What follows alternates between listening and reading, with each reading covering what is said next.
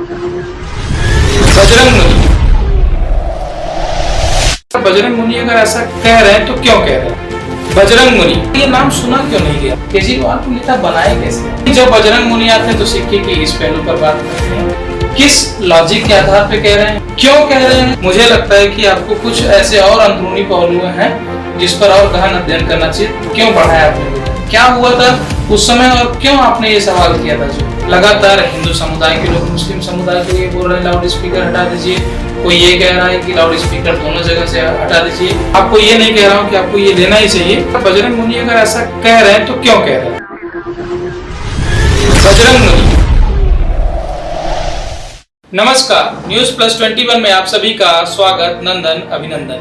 आप सभी जानते हैं कि जमावड़ा ऑफ द अनटोल्ड स्टोरी हम लगातार करते आ रहे हैं आप लोगों के लिए। आपने बहुत सारा प्यार भी दिया। आज जमावड़े के इस खास कार्यक्रम में हम मौजूद हैं बजरंग मुनि के साथ। सर बहुत बहुत स्वागत, नंदन आपका अभिनंदन न्यूज प्लस 21 में। नमस्कार।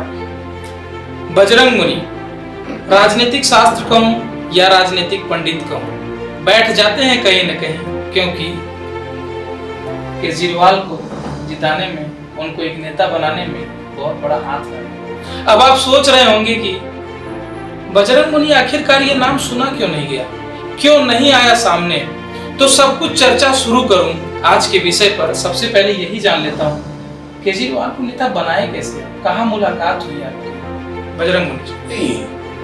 मैं जब रामानुजगंज में नगरपालिका अध्यक्ष के रूप में सफलतापूर्वक लोक स्वराज्य को सिद्ध कर पाया, तो मेरे मन में ये आया कि बस अब तो दिल्ली चल करके और बड़े बड़े नेताओं को वहां पर समझा देंगे अपनी बात, सब समझ जाएंगे।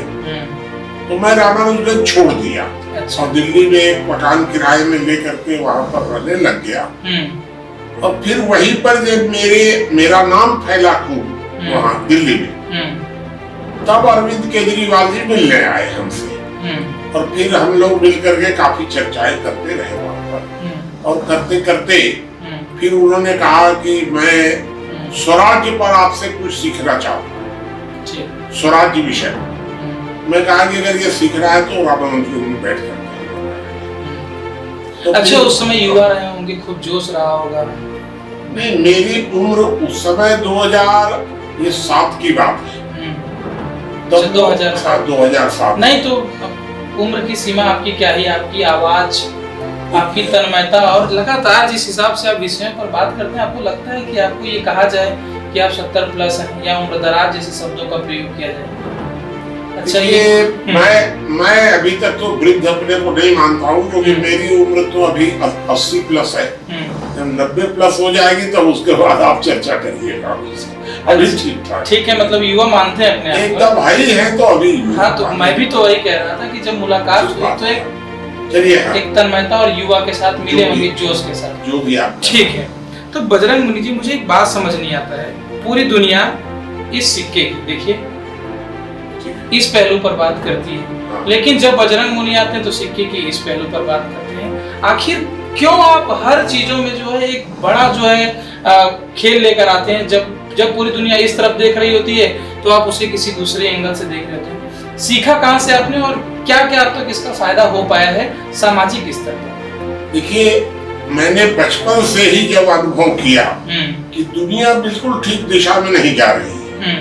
सतयुग से त्रेता, द्वापर, कलयुग, कलयुग का भी अंतिम चरण, तो मुझे ये समझ में आया कि अब युग परिवर्तन का टाइम आ रहा है। और युग परिवर्तन का जब टाइम आ रहा है तो हमको बिल्कुल ही भिन्न दिशा में रिसर्च तो करना चाहिए।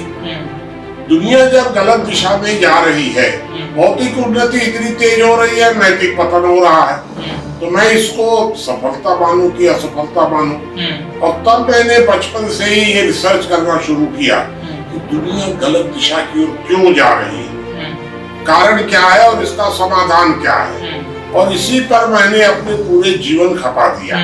तो आपको नहीं लगता बजरंग मुनि जी की कहीं न कहीं आपने एक अपना नया कंपास तय कर रखा है?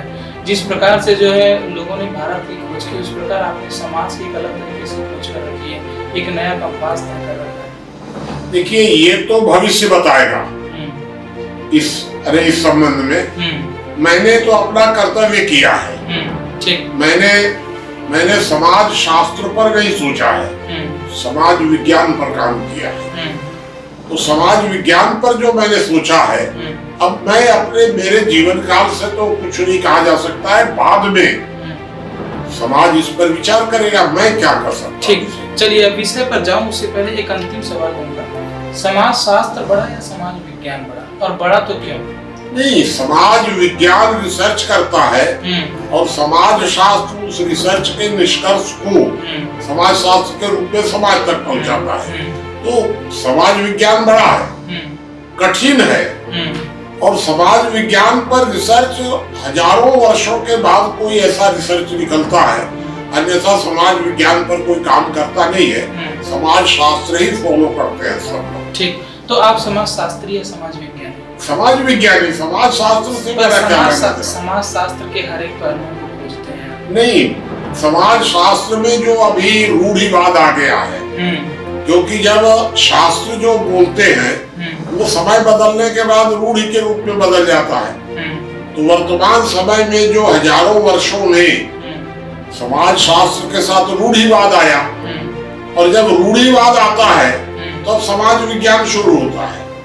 और समाज विज्ञान जब शुरू होता है तो वो रिसर्च करके रूढ़ि को चैलेंज करता है और फिर से समाज शास्त्र आता है, ये होता है। ठीक, अब मैं पहले आपको बता दूं, चर्चा पे जाऊं उससे पहले एक अंतिम बात ये बता देता हूं कि हमने इससे पहले भी बजरंग मुनि के साथ एक खास वार्ता की थी, डिबेट जो जमावड़ा के माध्यम से हुआ था, तमाम विषयों पर बात हुई थी। और कौन है बजरंग मुनि, अगर ये भी आपको जानना है तो आप जरूर इसके पहले वाला जो एपिसोड हमने किया था जमावड़े में, आप देख सकते हैं। अब चलता हूँ विषय पर। लगातार मांग हो रही है, बढ़ रही है कि भाई पेट्रोल के दाम को कम कर दिया जाए, और जितना मैं आपको समझ पाया हूँ और लगातार जो आप बात कहते आए तमाम जगहों पर कि कम करने की बजाय उसको 2.5 गुना बढ़ा दिया जाए, किस लॉजिक के आधार पे कह रहे हैं, क्यों कह रहे हैं? जब पूरी दुनिया एक तरफ है तो बजरंग मुनि किस दुनिया की ओर जा रहे हैं और कौन समर्थन करेगा बजरंग मुनि? ये सारी दुनिया में बुद्धिजीवी हमेशा श्रम शोषण के लिए नए नए तरीके खोजते रहते हैं। भारत ने कुछ अलग तरीका खोजा था उस समय, और पश्चिम ने अलग तरीका खोजा। तो कृत्रिम ऊर्जा सस्ती हो, ये पश्चिम ने खोज करके श्रम शोषण के लिए निकाला, क्योंकि बुद्धिजीवी हमेशा प्लान बनाता है श्रम शोषण का।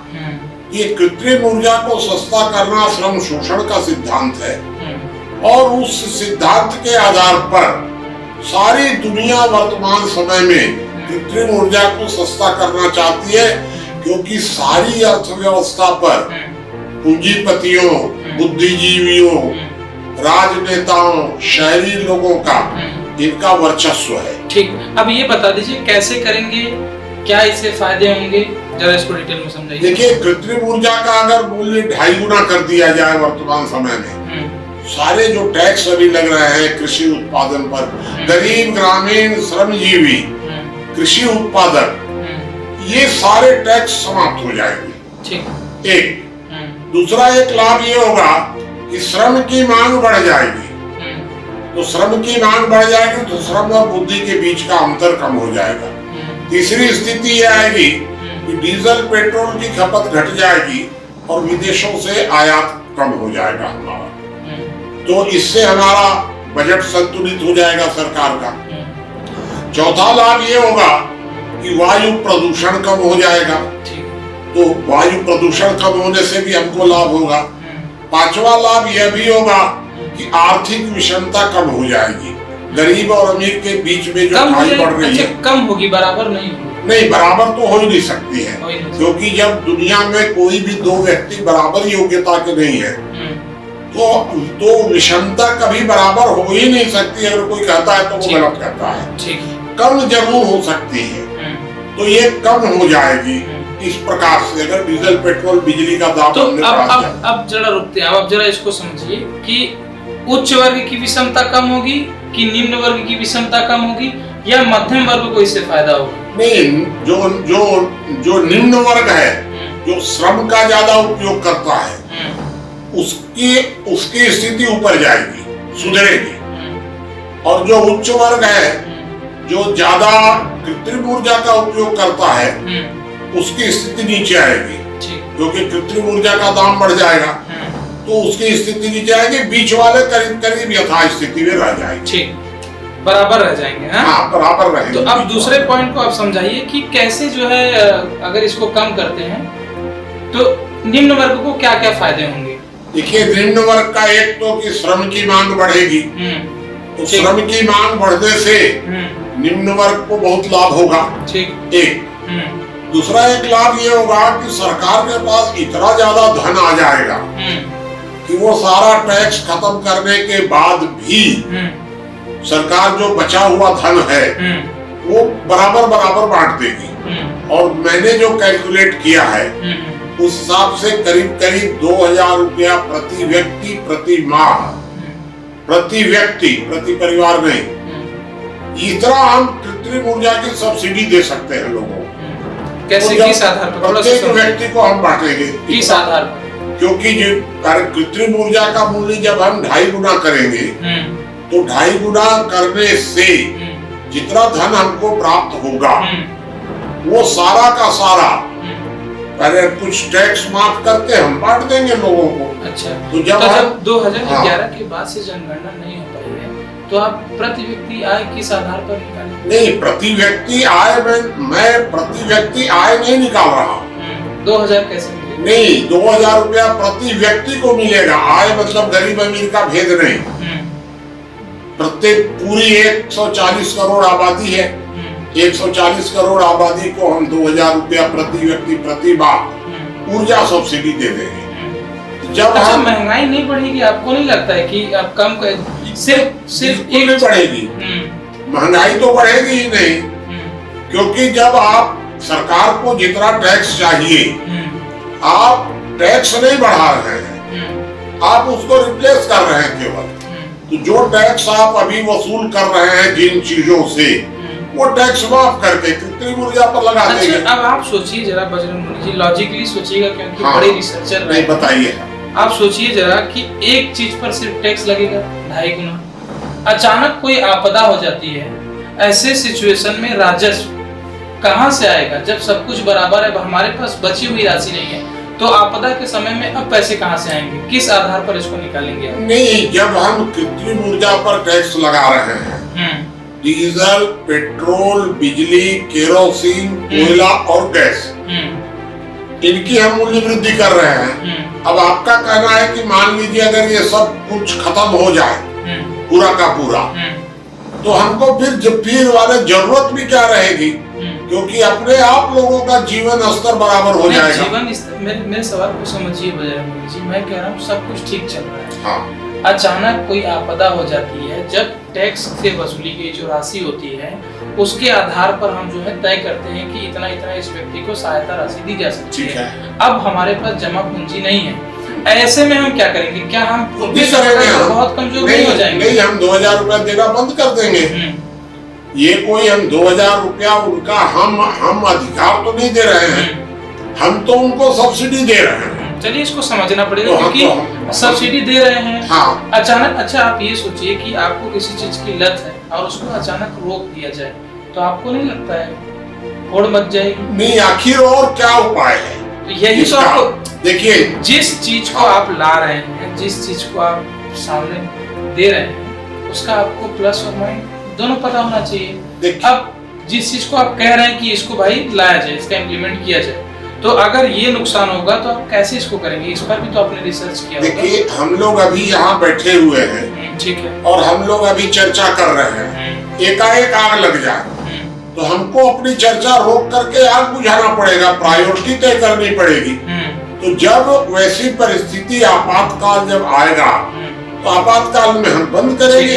अब ये तो हो गया आपातकाल, तो आपको ये पता होगा कि आपातकाल की सेवाओं के लिए अग्निशामक यंत्र लगते हैं, अग्निशामक चीजें लगती हैं। जिस व्यक्ति को दुर्घटना में ग्रस्त हुआ है उसको अन्य अगले कई वर्षों तक वो क्योंकि काम नहीं कर पाएगा तो उसको भी कुछ सहायता राशि, मैं यही बात कर रहा हूँ कि जो तैयारियां हैं वो खत्म हो जाएंगी।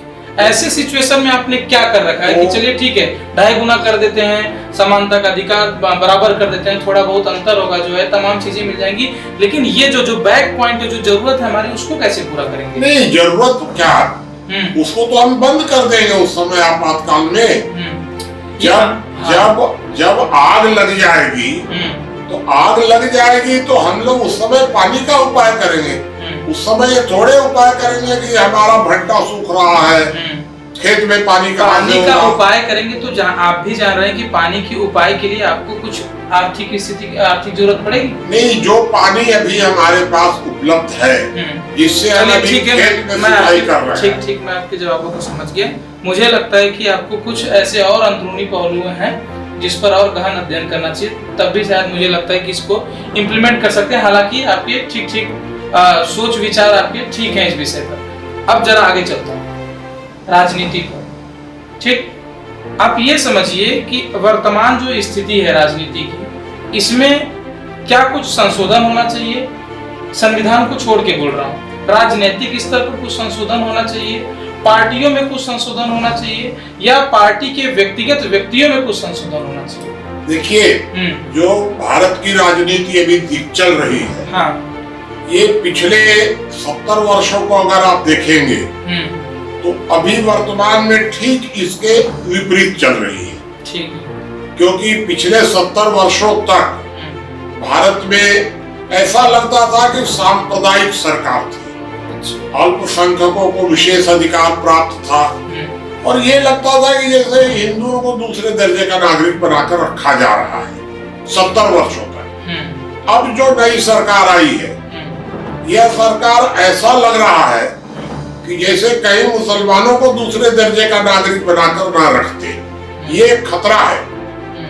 मेरा ये सोचना ये है कि इस खतरे को एकदम टाल देना चाहिए। पिछली जो राजनीतिक व्यवस्था थी वो भी गलत थी, और वर्तमान में अभी दिख तो नहीं रहा है, लेकिन आगे चल करके खतरा जरूर है कि कहीं मुसलमानों को दूसरे दर्जे का नागरिक बनाकर ना रखा जाए।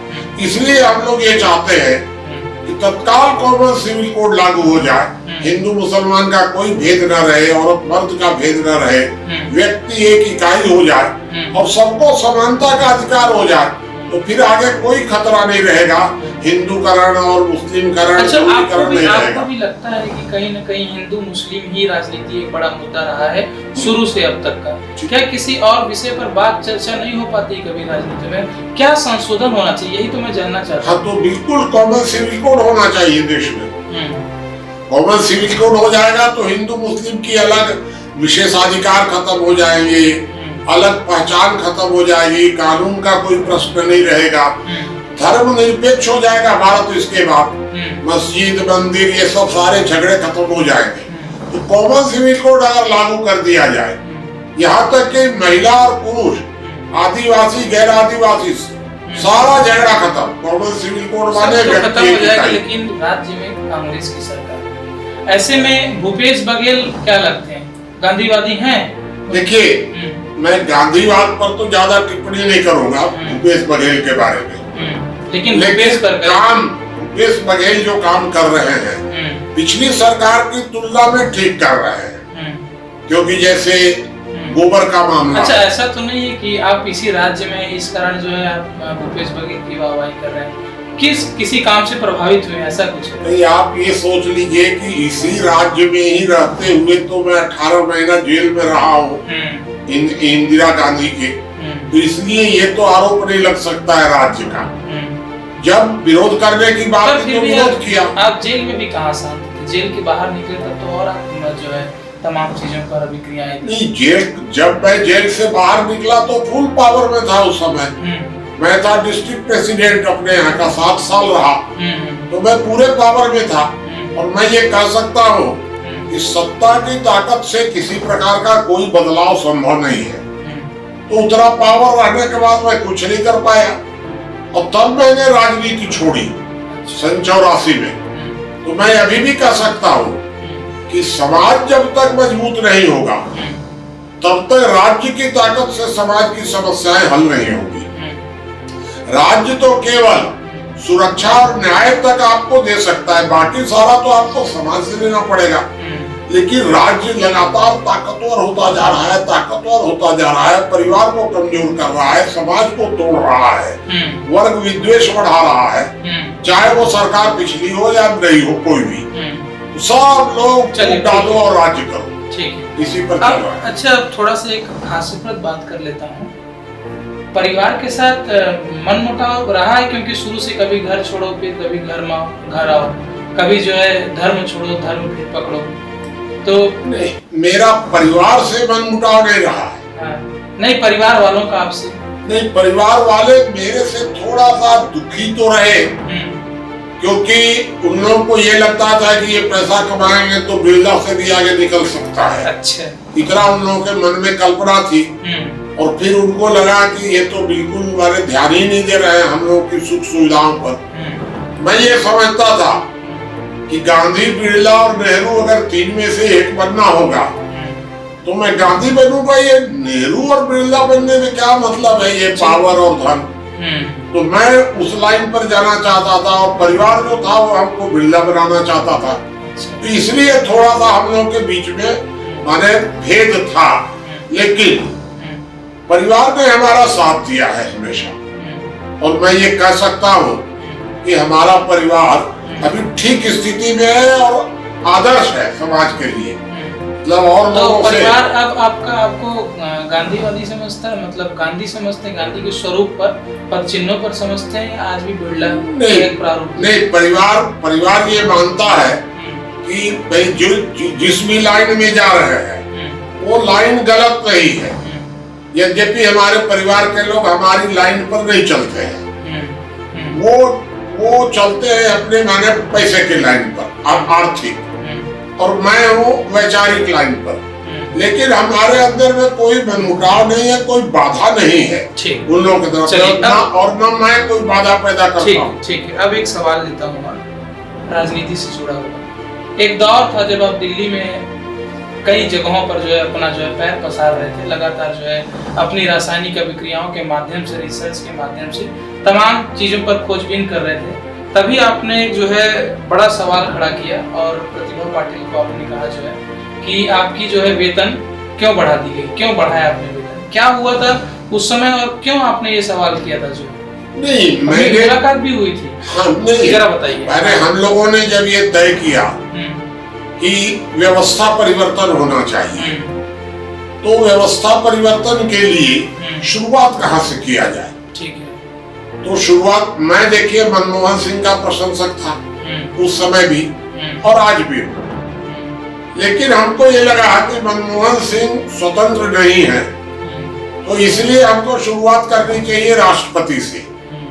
तो हम लोगों ने राष्ट्रपति से मिलने का समय मांगा और उन्होंने पूरा समय भी दिया और खूब ध्यान से वो सुनी भी मेरी बात को। और जब हम लोगों ने बिल्कुल स्पष्ट कहा कि आज समाज की इतनी आर्थिक स्थिति खराब है और आपका वेतन लगातार बढ़ता जा रहा है, आपको तो कम से कम विरोध करना चाहिए क्योंकि आप तो गांधीवादी हैं। तब उन्होंने ये कहा कि मैं राष्ट्रपति हूँ, मैं अपना वेतन न बढ़ा सकती हूँ न घटा सकती हूँ, हमको तो जो सरकार जिस तरह करती है, लेकिन मैं आपको ये आश्वासन दे रही हूँ कि मुझे जो बढ़ा हुआ वेतन मिलेगा वो सारा मैं समाज में खर्च कर दूंगी, अपने घर में एक पैसा भी नहीं लाऊंगी। तो हम लोगों को थोड़ा सा आश्वस्त हुए हम लोग कि किसी राष्ट्रपति ने इतनी बड़ी अगर बात कही है तो उन्होंने ठीक कहा है, तो हम लोगों को अच्छा लगा। ठीक है, विषय पर आता हूँ। भाषा, लगातार बड़े बड़े चाहे नेता रहे हों या फिर कोई साहित्यकार रहा हो, संस्कृति के से जुड़े हुए लोग रहे, ये एक बात सामने आती है कि भाषा को जो है, हिंदी भाषा को कोई कहता है कि राष्ट्र की भाषा बना दी जाए, व्यापारिक ग्रुप जो है वो कहता है कि इंग्लिश को राष्ट्र की भाषा बना दी जाए। क्या लगता है आपको इस विषय में?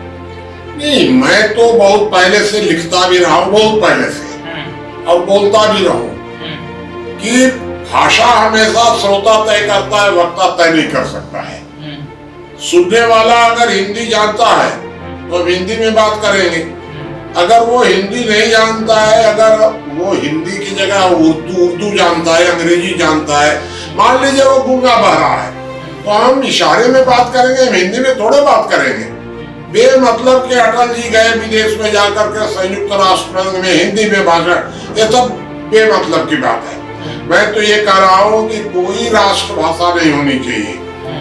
राज्य अपनी मतलब केंद्र सरकार अपनी एक भाषा तय कर ले, और मेरी क्या भाषा हो, मेरे परिवार की क्या हो, या छत्तीसगढ़ की कौन सी भाषा है, छत्तीसगढ़ सरकार अपना तय करेगी। अपनी अपनी भाषा प्रत्येक व्यक्ति को तय करने दीजिए।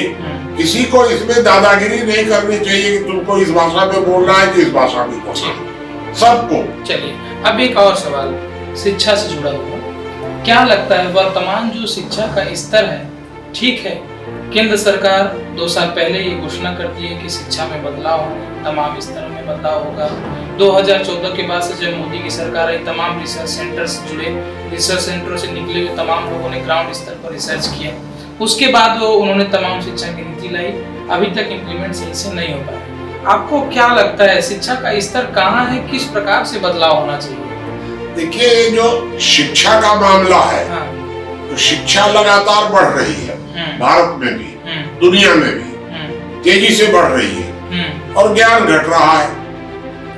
तो सबसे बड़ा प्रश्न ये उठता है कि हम शिक्षा का विस्तार कर रहे हैं, श्रम पर टैक्स लगे, गरीब ग्रामीण श्रमजीवियों पर टैक्स लगे, हल जोतने वाले पर बेचारे पर टैक्स लगे और शिक्षा पर खर्च किया जाए, ये तो पूरा पूरा घपला है एकदम से। मेरा ये मानना है ये है कि शिक्षा को से सरकार को एकदम निकल जाना चाहिए। शिक्षा राज्य का विषय नहीं है, ये समाज का विषय है।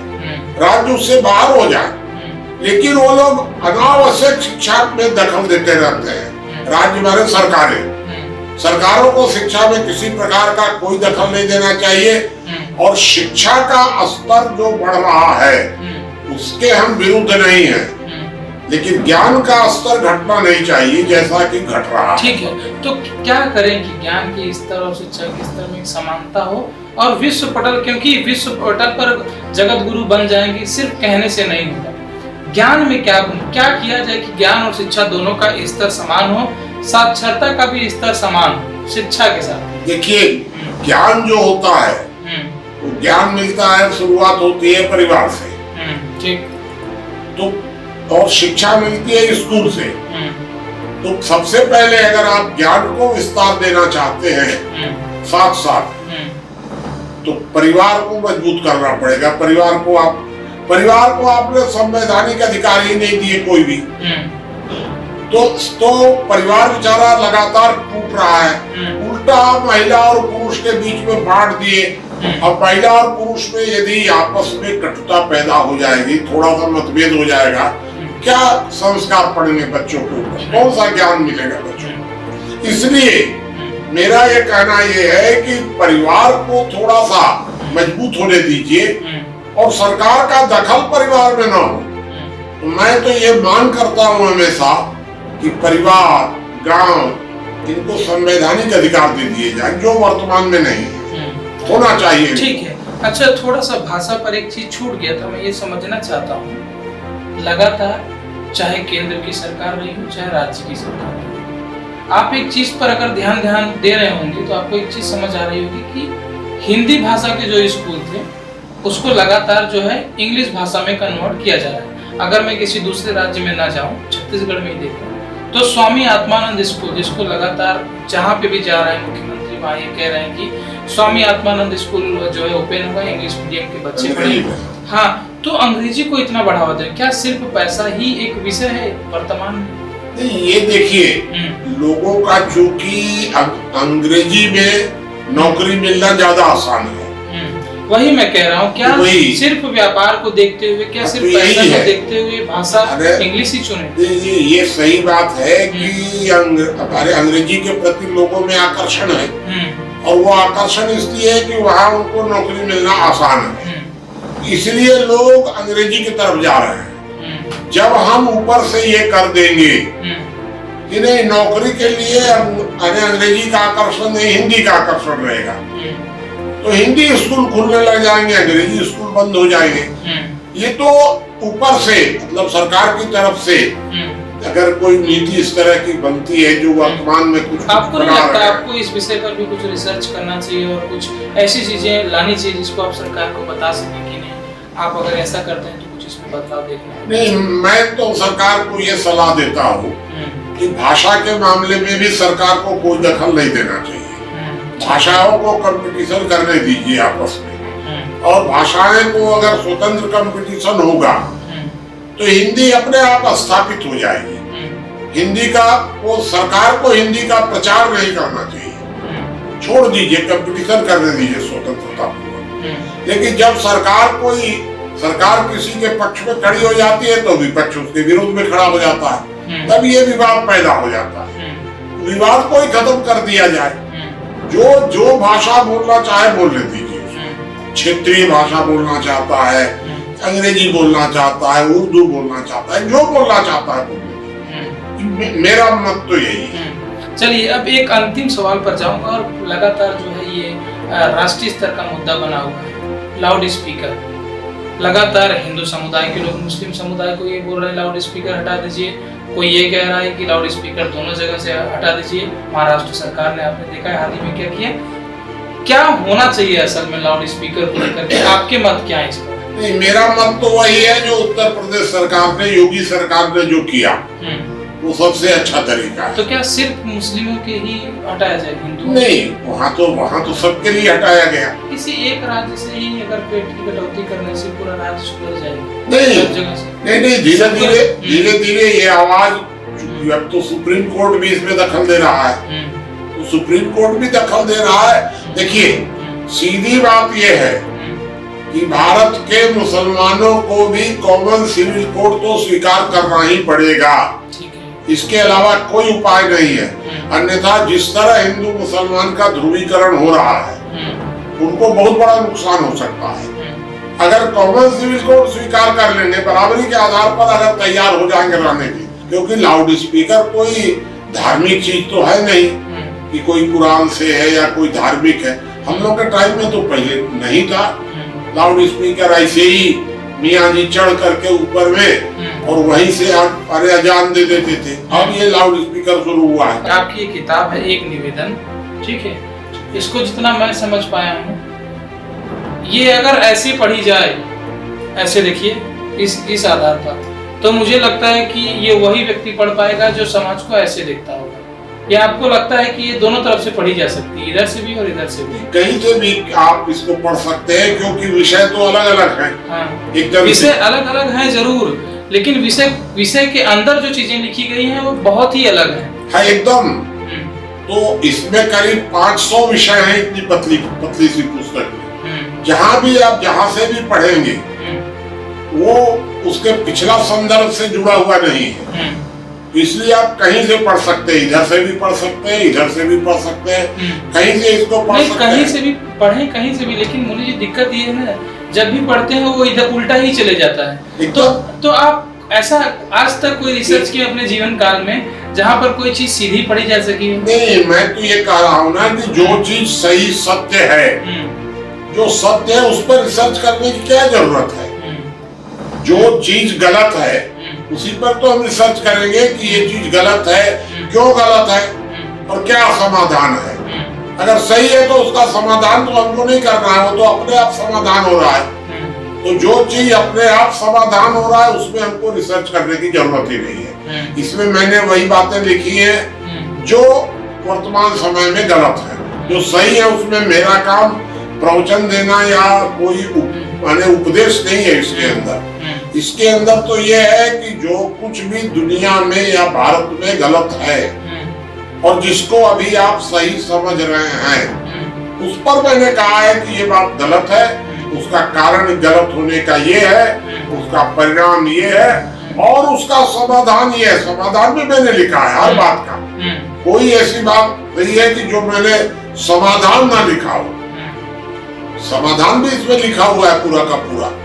इसलिए इसको तो आप ये मानेंगे कि ये बिल्कुल उल्टी किताब है। जो कुछ समाज में आपको दिख रहा है, चल रहा है, ठीक उसका उल्टा है 100%। तो आपको नहीं लगता कि अगर एक किस वर्ग का पहले व्यक्ति पढ़ सकता है इस किताब को? ये जो किताब है, इस किताब को वास्तव में तो हर आदमी पढ़ सकता है, क्योंकि इतनी साधारण भाषा है। ये कोई मतलब नहीं है, कोई भी वर्ग का आदमी, उम्र किसी उम्र का भी प्रश्न नहीं है। इसको बच्चे भी पढ़ सकते हैं, IAS भी पढ़ सकते हैं। अगर तो आपको नहीं लगता कि अगर कम उम्र का व्यक्ति पढ़ ले तो कहीं न कहीं रास्ता भटक सकता है, या ऐसा हो सकता है कि वो उन चीजों पर रिसर्च करने लग जाए जो सरकार की चीजें इम्प्लीमेंट हो रही हैं, और उसको लग रहा है नहीं ये गलत है, ये मुनि जी से एक बार पूछ लेना चाहिए कि कहीं ना कहीं जो है एक बार इसमें गड़बड़ी है जो है, इसको इस प्रकार से इम्प्लीमेंट करना चाहिए। देखिए, मैं एक लाइन में आपको बता दूं कि इस पुस्तक का केवल एक लाइन का उद्देश्य है, शराफत से समझदारी की ओर। शराफत छोड़ो, समझदार बनो। ये पुस्तक जो पढ़ेगा उसकी शराफत कम होती चली जाएगी और वो समझदारी की ओर बढ़ता चला जाएगा। यही इस पुस्तक का उद्देश्य है और इसी के यही हम लोगों ने इसको पुस्तक के हिसाब से लिख कर दिया। अब हमारे दोस्त, हमारे जितने भी दर्शक हैं वो ये समझ रहे होंगे कि आखिरकार शराफत और समझदारी में क्या अंतर है। तो पिछले वाले एपिसोड में मैंने आपसे इस विषय पर सवाल किया था, उसका बखूबी से जवाब दिया बजरंग मुनि। आप वहां जाकर के इस प्रश्न का जवाब जो है देख सकते हैं, समझ सकते हैं कि आखिरकार शराफत और समझदारी में बेसिक अंतर क्या है, क्यों कह रहे हैं शराफत और समझदारी की ओर जाना चाहिए। तो आज हमने तमाम विषयों पर चर्चा की। जिस सिक्के के इस पहलू पर हम जहां इधर देखते हैं वही ये बजरंग मुनि है जो सिक्के के इस पहलू पर लगातार नजर बनाए रखते हैं। और लगभग मुझे लगता है 60 से ज्यादा ऐसे वर्ष हो गए होंगे जब तक आप रिसर्च जो है विभिन्न जाके प्रदेशों में आपने किया होगा, चाहे वो दिल्ली, उत्तराखंड रहा हो। आपने उत्तराखंड में भी कुछ समय बिताया, लगभग 2 साल। काफी 2 वर्ष, लास्ट में तो वहीं गंगा किनारे जाकर के फाइनल किया। तो ऋषिकेश में रह करके और उसके बाद फिर दिल्ली में, फिर रामानुज जो गंज जिला है वहां पर भी, मतलब तमाम ऐसे प्रदेश जहां पर तमाम प्रकार की जो है, चाहे राजनीतिक चाहे समाज शास्त्र से जुड़ा रहा हो, क्योंकि समाज वैज्ञानिक कहते हैं अपने आप को। तो ये सभी विषयों पर रिसर्च करने के बाद ये किताब लिखी गई है जो है। मैं चाहता हूँ कि आप लोग भी पढ़ें और ये समझें कि आखिरकार बजरंग मुनि अगर ऐसा कह रहे हैं तो क्यों कह रहे हैं। मैं इस किताब का प्रमोचन या विमोचन तो नहीं कर रहा हूँ, या इसका कोई, मैं आपको ये नहीं कह रहा हूँ कि आपको ये लेना ही चाहिए, पर मैं ये चाहता हूँ कि आप समझें कि आखिरकार बजरंग मुनि ऐसा क्यों कह रहे हैं। पिछली बार मैं थोड़ा समझ पाया था, मुझे लगता है कि अभी मैं थोड़ा सा ही समझ पाया, आपको भी लग रहा होगा। ठीक है, ये तो ऐसा है कि भाई ये तो धीरे धीरे हो सकता है कुछ बातें मैं गलत होऊंगा, तो आपके प्रश्नों से मैं अपने अंदर सुधार करूंगा। मैं कोई भगवान तो हूँ नहीं, मैं भी मनुष्य हूँ, तो इसलिए कुछ चीजें मैंने सुधर भी सकती है। हो सकता है कि आपके विचारों में कुछ बदलाव आवे। ये तो सब देखिए, ये सब तो चलता रहेगा ये, लेकिन ठीक दिशा में, मैंने चर्चा जो है वो ठीक दिशा में है। ठीक, तो जिन विषयों पर बात हुई आपने ये भी देखा कि वो व्यक्तिगत रूप से बजरंग मुनि के सारे जवाब थे, इसमें News+21 का जुड़ा हुआ कोई भी स्वरूप नहीं है, ये आप मैं एक लाइन और जोड़ दूं इसमें। ये जो मैंने पुस्तक लिखी है, अगर कोई भी इस पुस्तक को बनाना चाहेगा तो उसको निःशुल्क जाएगी, और वो पढ़ने के बाद उचित समझे तो हमको पैसा भेज सकता है। हमारे तरफ से कोई हम पैसा की मांग नहीं करेंगे उससे, लेकिन मैं जानता हूँ कि पढ़ने के बाद लोग भेजते ही हैं, इसलिए हमको कोई चिंता नहीं है, कोई शुल्क नहीं है, मैंने इसका नहीं रखा है। चलिए, तो बजरंग मुनि जी आपका बहुत बहुत शुक्रिया, और इन्हीं 2 पत्नियों के साथ आपको छोड़ जाता हूँ। गुरु पितु मातु महेश भवानी, प्रणमः दीन बंधु दीनदानी। बहुत बहुत शुक्रिया बजरंग मुनि जी, आपने अपना मूल्यवान समय दिया News+21 के लिए। शुक्रिया, अलविदा। ऐसे ही देखते रहिए News+21, आपसे महत्वपूर्ण जानकारियाँ हम ऐसे ही साझा करते रहेंगे। शुक्रिया। बजरंग मुनि।